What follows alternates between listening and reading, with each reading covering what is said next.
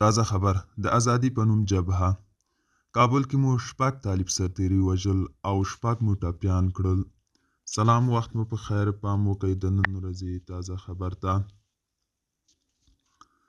د افغانستان د ازادۍ په نوم جبهې ادعا کړې چې نن ماښام په چریکي برید کې د استخباراتو غړي مولوي فضل حق حقانی مو د موټریز کاروان په نښه کړی. یادې جبهې په خپله ایکس پاڼه ویلي چې دا برید د کابل په 15مه حوزه کې د خیرخانې سیمې اړوند د 500 میلي روس سړک باندې ترسره کړی. دوی ویلي چې په دغه برید کې شپږ طالب سرتیري وژل شوي او شپږ نورې ټپیان کړي دي. د طالبانو حکومت تر اوسه په دې اړه څه نه دي ویلي. دوستانو، دا و د نن ورځې چمتو کلی خبر. تر بیا هم په الله سپارم. ښې چارې، ښه وخت.